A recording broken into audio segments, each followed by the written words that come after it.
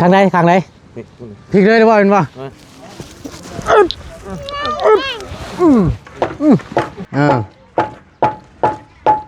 ยั่วได้ใดหมูสิได้ช่วยเฮาก็ยั่วเอาแล้วบ่อ้อยเอาแล้วแนวใดมันแนวใดหมูสิพอนวดก็นวดพอบีบก็บีบได้แข้งขาก็เมื่อยบ่ค้ำเจ็บของได้นั่งล่ะเอ้ยสินวดให้มานวดไปนำก็เวลาก็ว่าเรื่องหมูนะนวดไปนำนี่ก็ล้มกันแล้วเฮ็ดได้การค้าเฮาสิไปรอดจอดถึงนี่เฮาสิมีได้สิขายเบ้เฮาก็มันบ่พอจังซี่นะคำอันหมูตัวนะก็เว้าไปแล้วมวยช่างว่าอ้อยแล้วเจ็บมันได้ให้งอนบ่น่านวดเนี่ยแล้วก็บีบแถวๆนี่ก็ได้พันคำจะว่าบ่อบีบค่อยค่อยหัวเชื่อ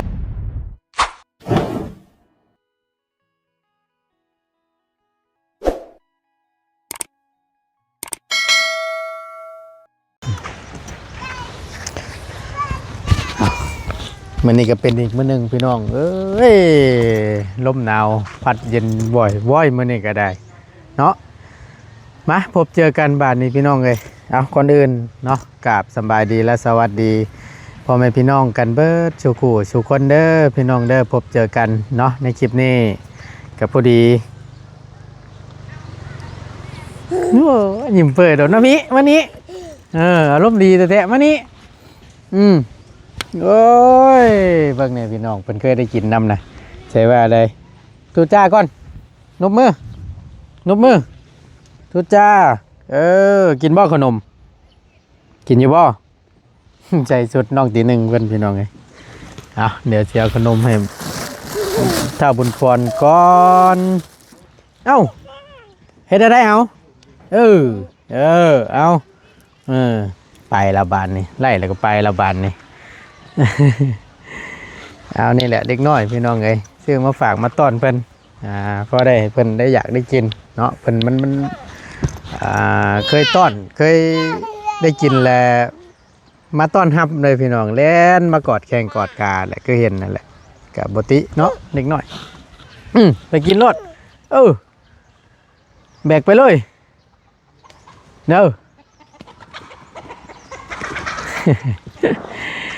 เอานอกจากมื้อนี้ก็เป็นวันที่4พี่น้องเลยเนาะวันที่4ธันวาคมนี่ก็สงสัยยันหนาวมอจอจั่นใจนี่แหละพร้อมกับบุญธาตุอิงหังพี่น้องเนาะพอดีเฮ็ดฮอดวันที่5พุ่นแหละบุญพระธาตุอิงหังเนาะอยู่ทางลงสวรรค์นี่พี่น้องแต่ก่อนอื่นพี่น้องเลยทั้งบ่ต้นกะได้จัดแจงมาไว้ให้ก็คือนี่แหละเข้า1กระสอบ50โลบ่ต้นชื่อทางเขามาพูนพี่น้องเลยพอดีทั้งชื่อบ่ต้นชื่ออยู่ในฮุกซีอุดหนุนซอยทั้งแม่เราเนาะก็เราขายให้ราคา650โลเข่าซานเข่าใหม่เลยเนาะพอดีทั้งบ่ต้นก็ได้แก้มาแต่พุ่นละก็เลยมาจอดเช้าเมื่อยูนิคอนอยู่ห่มอยู่เงานี่แหละเนาะเดี๋ยวบ่ต้นเสียวเขาไปให้เพิ่นพอดีทั้งบ่ต้นกับอันนี้พี่น้องก็อยากอธิบายให้ฟังหน่อยนึงเรื่องตั้งหันค่าเนาะคือพี่น้องเห็นนะพี่น้องฟังทั้งนี้นั่นมันเป็นดินของประตูก็ไม่ตู้นี่ฟังทั้งนี้หันกล้องให้พี่น้องเบิ่งเนี่ยครับฟังทั้งนี้โล่งๆนะแลนของเพื่อนน้องกื้อนี่ตั้งแต่เสาตัวนี้นี่เสาตัวนี้มีตู้เราแบ่งให้นะเสาตัวนี้แล้วก็เลาะกกน้ำใยใส่กับกกม่วงนั่นแหละแล้วก็แล้วก็ย่าวลงไปก็ไม่ไผ่พุทธนะก็เสียว่านี่ที่ถ้าว่ามันเป็นเดินของเพิ่นเบิดนั่นเหมาะพี่น้องอยู่นี่นะถ้าว่าสิตั้งเฮ็ดหันโครงการค้านะนี่แหละบ่ต้นก็ได้ว่ามันมีแต่เฉพาะซ้ำนี่เรื่องเลินนะมีแต่มองหน้าบ้านนี้แต่ว่าเฮาก็สิปลุกเยื่องๆไปทางนั้นปลุกเยื่องไปทางพุทธ อยู่มุมนี่เนี่ยสิบ่ได้ตั้งอยู่มุมนี่นะสิเป็นหม่องหน้าบ้านแถวนี้แล้วไปหันแล้วบ่ตูนสิให้ไอ้ช้างแล้วปลุกเยื่องๆไปพุ่นเพราะว่าไปพุ่นผัดติดต่อไม้บ้านนี้หั่นนะก็สิว่าเนาะมันหมดยากคือว่าหั่นแหละมันมีอยู่หม่องนี้พื้นที่มีจำกัดนะพี่น้องทางบ่ตูนก็ได้เลือกให้นะมียังเฮียบ่ล่ะบ่นี่ว้ายหมอบุญปอนนี่เนาะเอ้า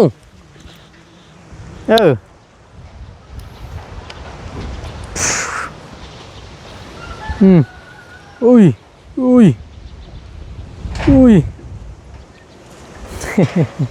เอาไปกินไปโอเคไปเดี๋ยวทั้งประตูนสิเอาเข่าไปให้ก่อน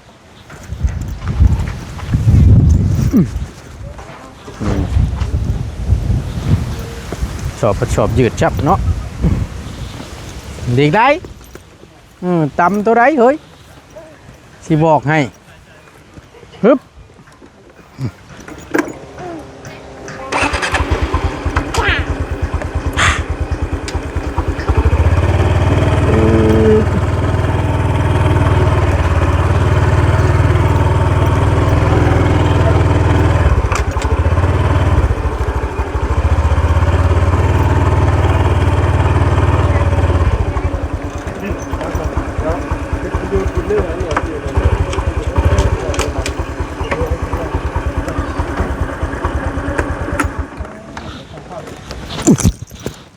มาเมตุมาทำน้ำห้อไหมทางไหนพลิกเลยหรือเปล่าเป็นป่ะ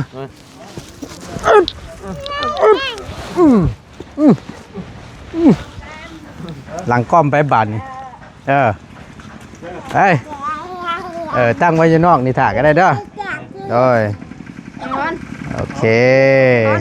เนาะเอากับพอดีจัดแจงมาไว้ให้พี่น้องเลยเนาะเข่า1 กระสอบสูหัวแช่หัวนัวแทบปัดเอาพอดีประตูเนาะเบิ่งกันโอ้เสางามแท้นี่เนาะพุ่นกับเสาพี่กับเสาบาดนี่แหละประตูนั่งเมื่อวานนี่พี่น้องเลยมีแต่ยางติดก้นบาดนี้เสียไปเลยส่งกันได้เป็นเสากบแล้วไปทีเรียบร้อยเนาะ1 2 3 4เสาถือว่าดำเนินการแล้วเริ่มดำเนินการแล้วพี่น้องเลยพวกไม้ตอกขอกตาน้ำเนี่ย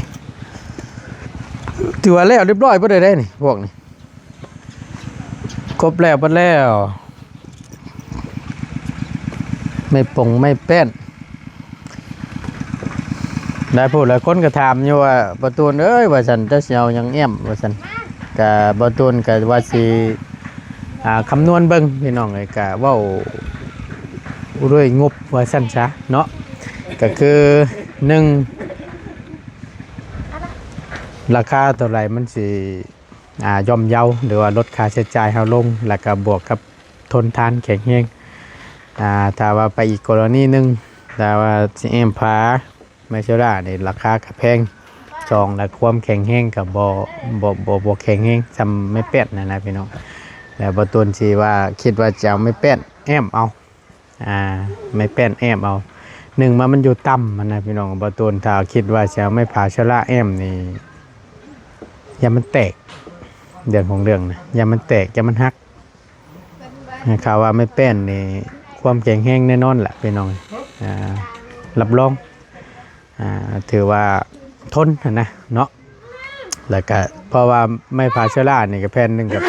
แผ่นละ100,000ปลายถ้าสมมติว่าเอาไม่แป้นนี่แผ่นหนึ่งก็มันบ่ฮอด100,000นะพี่น้องแล้วก็ลดค่าใช้จ่ายเขาลงมานำแต่เห็นเดี๋ยวพี่น้องเพิ่นก็มิ่นว่าอันแผ่นอย่างเนาะแค่ซีเมนต์อันเดียวกันอยู่บอกกับแผ่นอลูซิ่งนี่พี่น้องเลยต้นตอนนั้นก็แพงคือกันพ่อๆกันนะพี่น้องก็เสียวันนี่เนาะเอาเดี๋ยวประตูนสิจัดแจงเบิ้งพี่น้องเลยก็ได้สำใดแล้วก็จังว่ากัน เนาะคือบ่ตูนเว้าหั่นแหละมันบ่พอกับไอ้คือขายแบะขายก็ขายบ่ได้เลยแบะเนาะพอดีทั้งลุงหนวดก็ว่าแบะเล่าเราว่ะมีแต่สิให้เอ้ยเพิ่นวางยาน้องกันนะพอได้ขายหมูช่วยกัน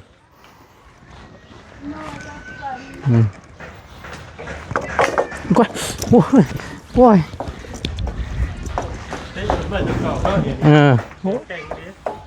มันบ่เนี่ยนี่ได้มันหนาวนะลุงเอ้ยมันหนาวได้มันเป็นไปแล้วเห็นมันจ่องเด้ก็สิว่านี่นะอย่าได้เอาตกลงคือว่าเนี่ยเฮ้ยเด้อเชื่ออยู่หรอกว่าตัวมีมวยอยู่หรอกมวยก็เงินแล้วไม่ไปก้าวมวยเขาบอกกูสบาย เดี๋ยวสบายดีละชื่อนะชื่อยาดีมาเต็มใช่ตัวกระหู้อยู่หรอวะวิธียั่วได้ใดหมูจะได้ช่วยเขากับยั่วเอาแล้ววะอ้อยเอาแล้วเนี่ยใดมันแนวใดหมูสิพอนวดก็นวดพอบีบก็บีบเลยแข้งขากะเมื่อยบ่ค้ำเจ็บของได้นั่งละเอ้ยสินวดให้มานวดไปน้ำกับนวดไปน้ำนี่ก็ล้มกันแล้วเฮ็ดได้การค้าเขาสิไปรอดจอดถึงนี่เขาสิมีได้สิขายเบ้เขากับมันบ่พอจังซี่นะคำอันหมูตัวนะก็ว่าไปแล้วมวยช่างว่าอ้อยแล้วเจ็บมันให้งอนบ่น่านวดเนี่ยแล้วก็บีบเทียวนี่ก็ได้พอนคำจะว่าบ่อบีบคอยโอ้ยหัวเชียวนวดแถวเส้นคอดีว่าปวดอยู่บ่ทีเลยเนาะเขาว่าบ่อเนี่ยให้ยัดเด้อใช่นะให้ว่าบ่ได้บ่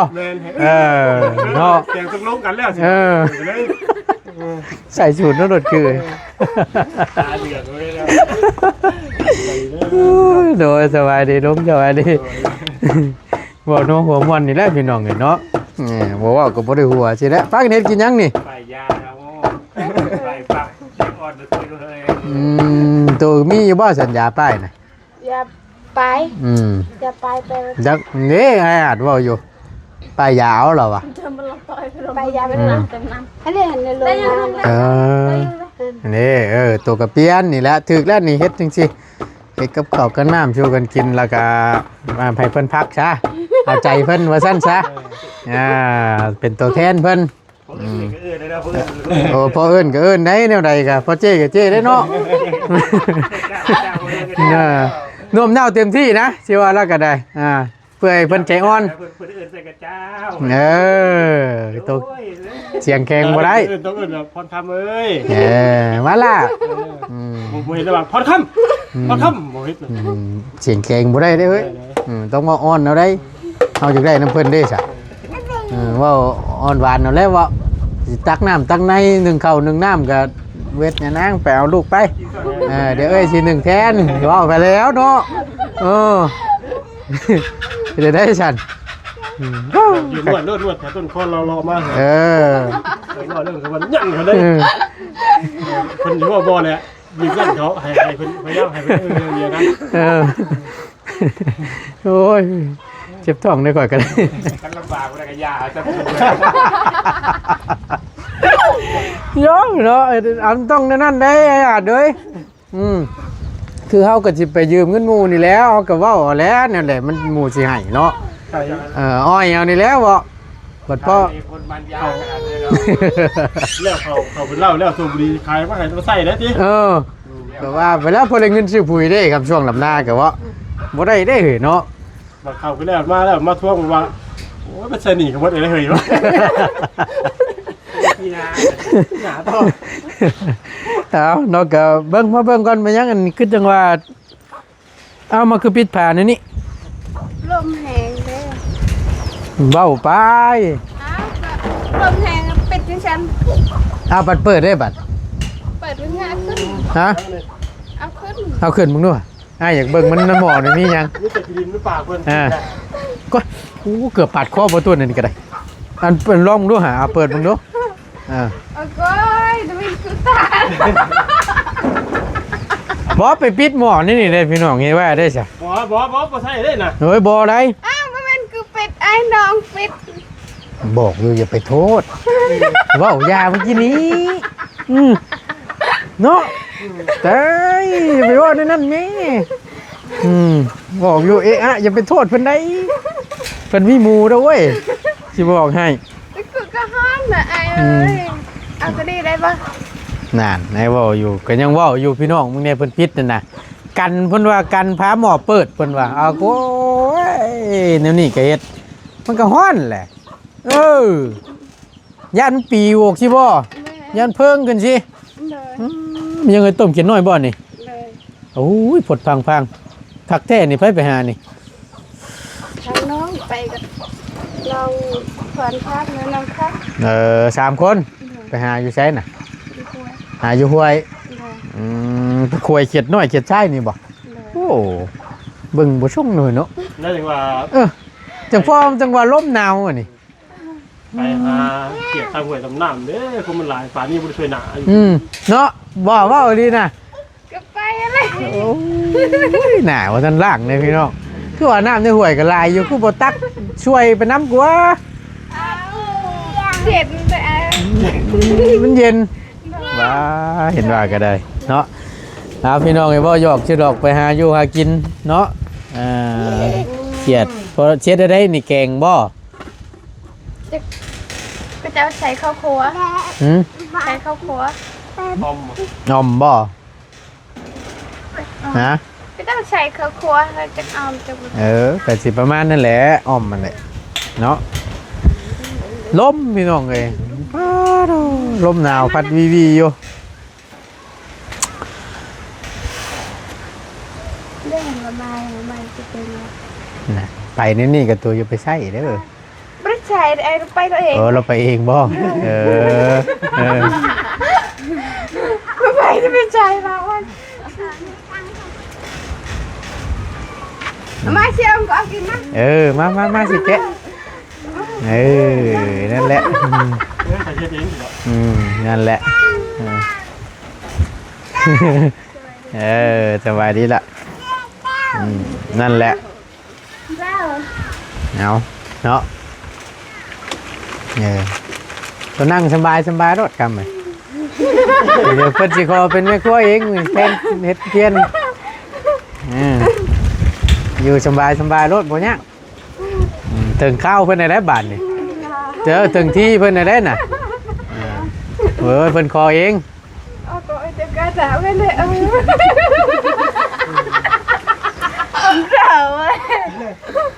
เพิ่นสิเคี่ยเองกับข้าวกับน้ำตัวพักผ่อนบัดนี่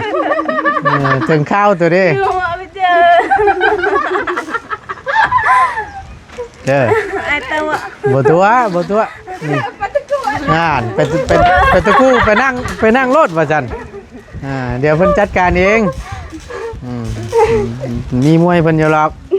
เพิ่นอยากเปลี่ยนเพิ่นว่าหารถนะ พอเดี๋ยวเขาวังคุณประโยชน์ได้พอ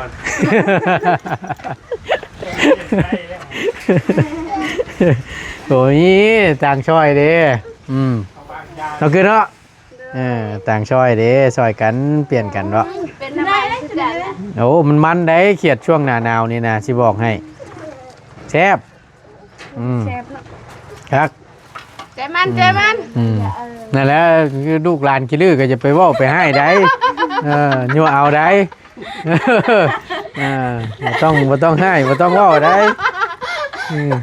เสือให้รถ บอกชื่อก็ไม่ได้ไอ้มันต้องเล่นมาต้อง บอกก็บอกแบบเสียงนอนๆนะเว่าเสียงนอนๆเว่าม่วนเว่าหวานกันนะ จะไปเรื่องนี้มันใจเรา บ่เฮ็ดได้เว่านั่นบ่ได้อ่อนก่อนมันคือน้ำลายแต่ละ แล้วก็เนี่ยยังไม่ทันเปื่อยนี่ ข้างบ่ได้แล้วสิเป็นหยังกับผู้ดีแล้วให้น้ำมันบกเขียดเปื่อยผู้ดี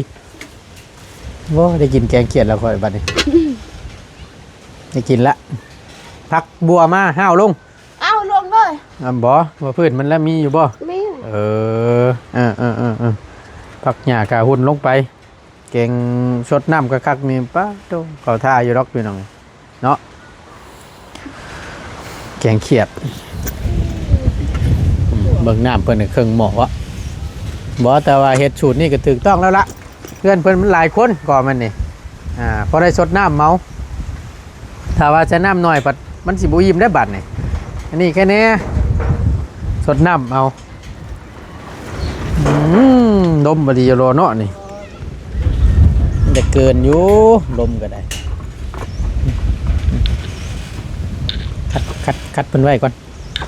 เจ้าหน้าที่ปีแรงนี่ก็โทษเฮาอีกแหละเนาะครับว่าอ่อนแล้วบ่ทุนก็ได้นะครับเนาะโอ้ยพี่น้องเอ้ยพอได้หัวควันเนี่ยว่านัวหัวม่วนได้พี่น้องเด้ออย่าไปถือซาบ่ตูนได้พี่น้องเอ้ยจะว่าตึงเครียดหลายว่ามาแต่เฮ็ดเวียกเฮ็ดงานเมื่อยว่ามาเบิ่งคลิปปันยังเครียดอีกพอแห้งแล้ว FC ก็ได้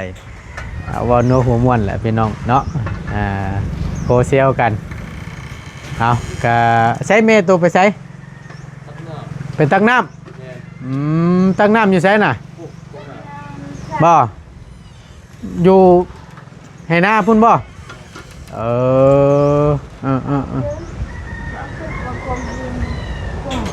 ยังไปตะลนแล้วยังเวทมาอยู่บ่ยังเพื่อจบบัตรนะน้องเอาเดี๋ยวถามแม่เรามาก่อนแป๊บนึงพี่น้องเลยแป๊บนึงบักเผ็ดลายว่าเหมือนเชี่ยวแป๊บนึง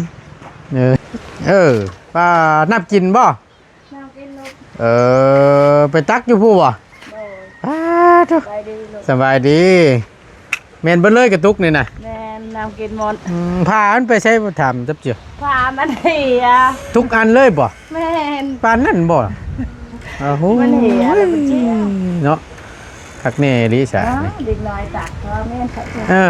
ไปเอาขึ้นไว้เทิงพุ่นฉันเป็นน้ำกินบ่เ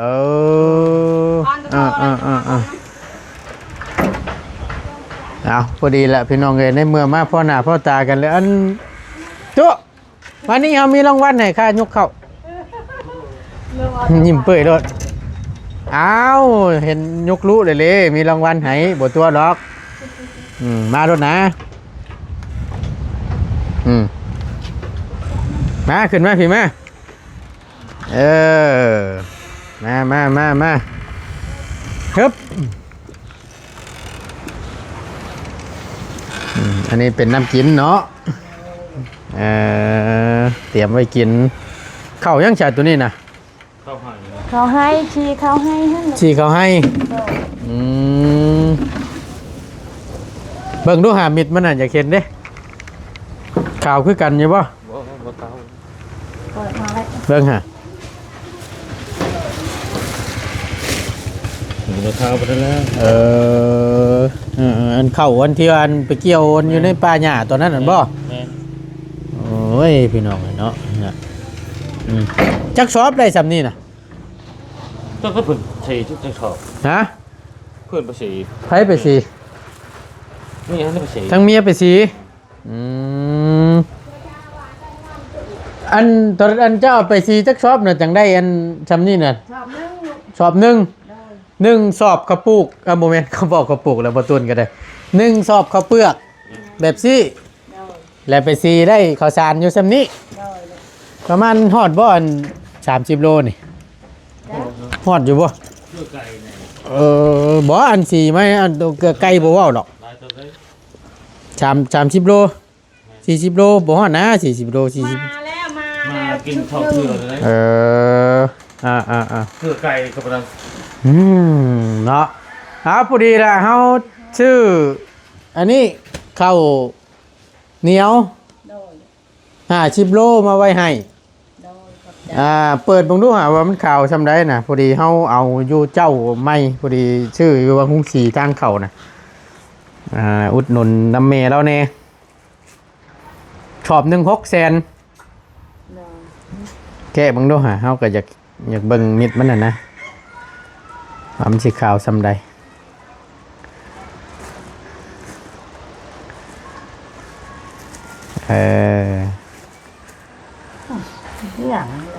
นั่นแหละพึ่งออกเบิ่งข่าวอยู่ป่ะเขาไหม้ได้แล้วอ่ะ อืมขาวบ่ ข้าว อืม แนวข้าวหนามันก็ อื ข้าม ว แม่พี่น้องมิดกักซากอยู่งามจัก งาม เนาะโอเคเอาก็ถือว่าได้ล้นเติบแล้วบ่ตูนว่าเนาะ ได้ ยังเดือจัก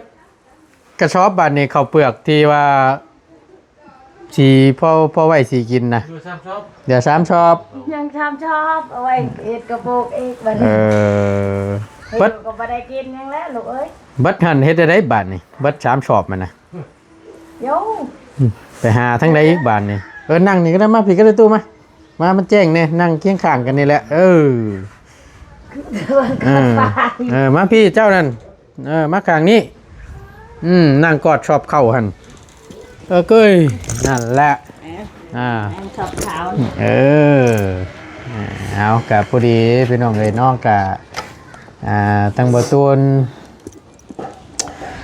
คือจังซี่พี่น้องอันนี้เด้อเฮากับ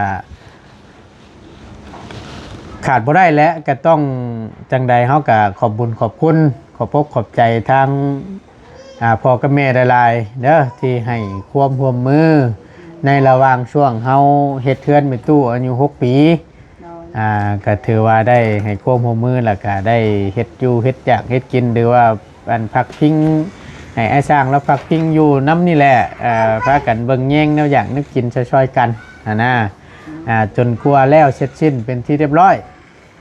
พอดีตั้งพ่อกับแม่เราพ่ออภรกับแม่ติ๊กเกิดเลยท้ายๆนี่เรากับโบมีหยังตอบบุญแทนคุณก็มีแต่นี่แหละ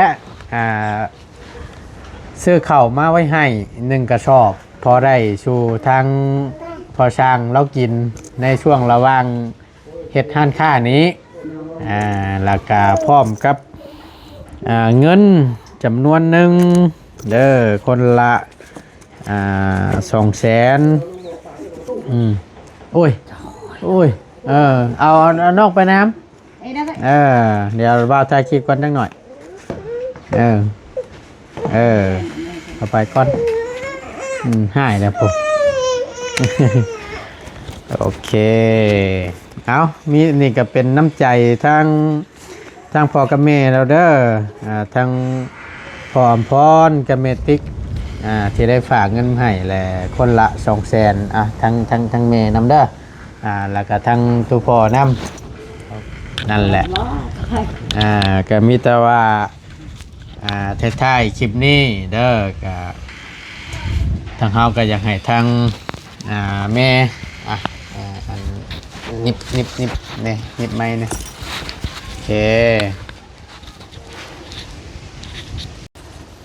เอาอยากให้ขอบบุญขอบคุณทางพ่อกับแม่แล้วเนี่ยเด้อที่ได้เพิ่นชื่อข้าวให้แล้วก็พร้อมกับเงินคนละ200,000 กีบเด้อบ่ได้เฮ็ดตนเฮ็ดตัวไว้อวยพรหนูชัยให้พ่อกับแม่แล้วเนี่ยพ่ออำพรกับแม่ติ๊ก พร้อมพรกับแม่ติ๊ก แน่นตีนี่แหละเป็นลักๆเลยก็เป็นเฮ็ดเทือนให้เจ้านี่แหละสิคุ้นเคยกันดีเอาให้พรเราเนี่ยเว้าผ่านนี่แหละแม่เอ้ย ขอบขอบใจเด้อพร้อมพรแม่ติ๊ก ยกขึ้นตู้แต่ว่าช่วยของลูกนี่ ช่วยทุกสิ่งพันอย่างช่วยข่าวช่วยน้ำนี่คอยอยู่บ้านควันยืนให้อยู่ดีมีแหงเด้อความเจ็บให้ได้ความไข่ให้มีพัฒนาชิงใดให้ได้ชิงนั้น อยู่บ้านควันยืนให้ร่ำให้รวยสาธุแม่ชื่อเอาหลายของผมเป็นเอาทั้งประตู แหงตะกอดเลย ให้พรทั้งพ่อกับแม่แล้วเนี่ยเอาให้เพิ่นอยู่ดีมีแฮงกันแหละ อยู่ดีมีแหง แนมกล้องครับพี่ให้อยู่บ้านควันยืน พรกับแม่ติ๊กโดยไปกินนี่กินได้เลยกินนั่นถ้าถูกเป็นบ่อยนะโดยอันหันข้างนี่ยังคิดหาคำเว้านะเนาะโอ้ยบ่เคยจักเทื่อลูกเขาว่าบ่เคยนี่แล้วบ่เคยบ่ก็หาก็นี่โน่โอ้ชิก็ยังว่าอยู่ให้หันกล้องหันหน้ามาหากล้องเจนคิดหมอกคำเว้าเนาะคำเอียงข้างนึงนึกคิดหาคำอวยพรบ่แม่นยันมันบ่ถึกละอายโอ้ยเอาสั่นเนาะดีใจน้ำหลายๆเด้อ เอาก็ถือว่าได้หยุดไปหลายเติบแล้วพี่น้องเอ้ย10 โลไว้สู่กันกินนี่แหละไว้อยากไว้กินในช่วงที่ว่านี่แหละตั้งพอสร้างเพิ่นก็อยู่และในระหว่างดำเนินการเฮ็ดหันค้าหันขายนี่แหละก็ให้มันแล้วเสร็จสิ้นแต่ก็จังว่ากันเนาะไปสั่นจังใดก็ขอบบุญขอบคุณหลายๆขอบใจหลายๆเด้ออยู่ดีมีเฮงสบายดีเด้อโอเคเนาะตั้งบ่ตนก็ถือว่าได้ซื้อข้าวซื้อน้ำไว้ให้เนาะ1 กระสอบเป็นที่เรียบร้อยพร้อมกับจำนวนเงินคนละ200,000ตามที่ทั้งพ่อกับแม่เราบอกเนาะเอาจังใดก็ต้องขอบคุณขอบใจทางพ่ออัมพรกับเมติกหลายๆเด้อที่ได้สดซอยทางครอบครัวของน้องพรเพิ่นอีกในครั้งนี้เนาะก็ถือว่าเป็นน้ำใจทั้งพ่อกับแม่เราตอบแทนที่ว่าทางครอบครัวของน้องเพิ่นให้ความร่วมมือในระหว่างเฮ็ดเทือนเฮ็ดซานทางมีตู้อายุ6 ปีเนาะก็เป็นน้ำใจทั้งพ่อกับแม่เราก็ดีใจทั้งบ่ตนก็ได้เนาะบ่ว่าแต่ทั้งครอบครัวใดเนาะที่ได้รับการช่วยเหลือจากผู้ใหญ่ใจดีใจบุญเพิ่นเนาะเอาจังใดก็ขอบคุณหลายๆขอให้ทั้งพ่อกับแม่อยู่ดีมีแรงความเจ็บอย่าชั่วร้ายความไข้อย่าชั่วมีเด้อปราศจากโรคภัยไข้เจ็บทั้งปวงทั้งใดเนาะบ่ว่าเฮ็ดธุรกิจการงานใดๆค้าขายง่ายมื้อยังอยู่ก็ขอให้เจริญรุ่งเรืองในหน้าที่การงานตลอดปีและตลอดไปเด้อพ่อกับแม่เด้อเนาะบ่สบายอยู่ณตอนนี้ก็ขอให้เศร้าไวๆเด้อทั้งแม่ที่เนาะก็ให้เก่งเฮงไวๆเนาะสาธุเด้อเนาะไปทั้งบ่ตูนก็จะได้ขอจบคลิปลงไว้เพียงเท่านี้ก่อนค่ะบ่ได้ก็ต้องขอบคุณขอบใจทาง FC เนาะที่คอยติดตามและเป็นกำลังใจให้กับทางบ่ตูนเบิ่งคลิปโดยบ่ขาดโฆษณาสิ่งที่สำคัญสำหรับที่นี้บ่ตูนลาแล้วพบเจอกันคลิปหน้าเด้อพี่น้องเด้อสบายดีเด้อเนาะไปลมแท้โอ้ย